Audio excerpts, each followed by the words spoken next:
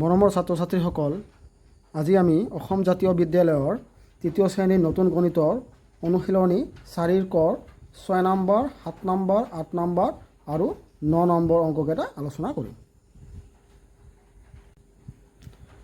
৬ number প্ৰশ্নটো চোৱা কি আছে। এটা পেকেটত ৫ডাল পেঞ্চিল আছে। তেনেকুৱা ১৮টা পেকেটত মুঠতে কিমানডাল পেঞ্চিল থাকিব? বুজি পাইছা? উত্তৰ লিখিম কেনেকৈ, যে এটা পেকেটত পেঞ্চিল থাকে সমান সমান ৫ডাল। তাৰপিছত আমাক লাগে কি ১৮টা পেকেটত মুঠতে কিমানডাল লাগে। অতএব কি লিখিম, যে অতএব এইটো কি বুলি কয়, অতএব ১৮টা পেকেটত পেঞ্চিল থাকিব সমান সমান ১৮ পূৰণ ৫। বুজি পাইছা? এইটো পূৰণ কিয় হ'ব, কাৰণ এটা পেকেটত থাকে ৫টা, ১৮টা পেকেটত বেছি থাকিব, হয়নে নাই? সেইকাৰণে এইটো পূৰণ হৈছে ৫।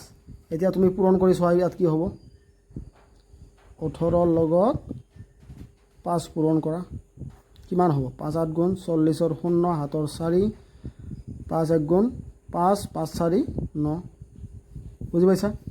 লিখিম কি ৯০ডাল।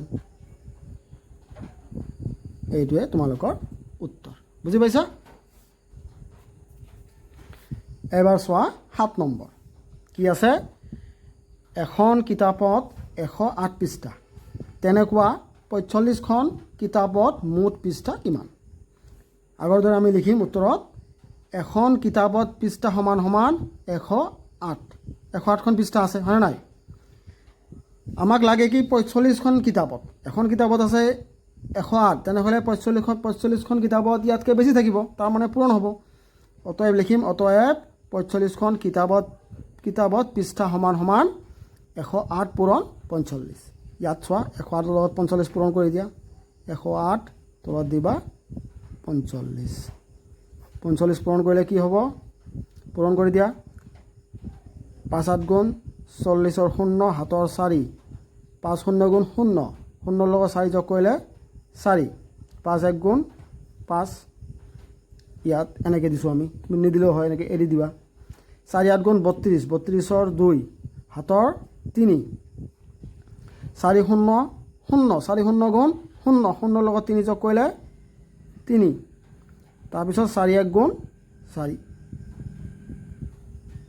কিমান হ'ল? ০ যোগ কৰিলে ৬, ৫ আৰু ৩ যোগ কৰিলে ৮, এইটো ৪। লিখিম কিমান? ৪,৮৬০।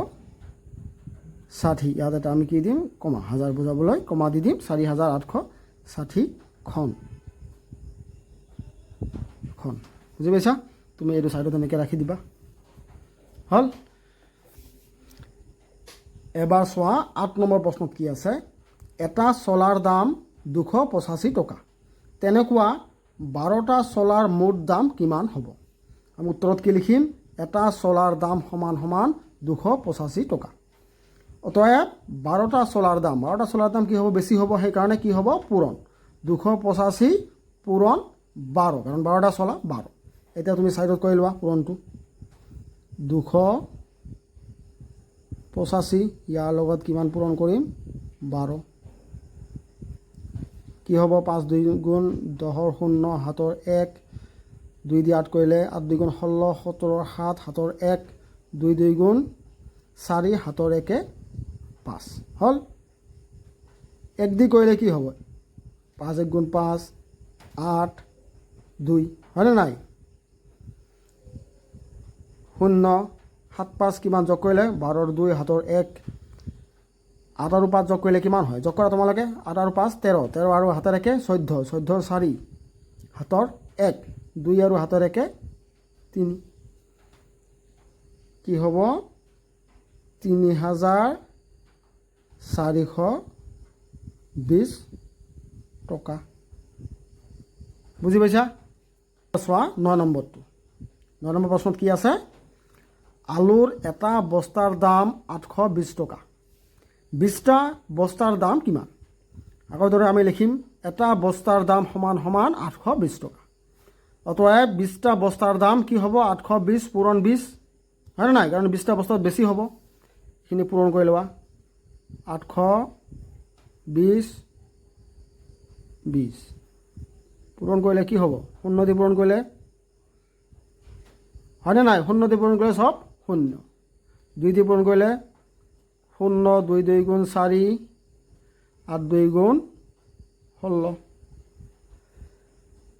0 0 4 6 1 কি হ'ব 16,400 টকা এইটোৱে তোমালোকৰ উত্তৰ বুজি পাইছা তোমালোকে মোৰ ভিডিঅ'বিলাক চাবৰ কাৰণে মোৰ চেনেলটো ছাবস্ক্ৰাইব কৰি ল'বা আৰু তোমাৰ বন্ধু বান্ধৱীৰ মাজত মোৰ চেনেলটো শ্বেয়াৰ কৰিবা ধন্যবাদ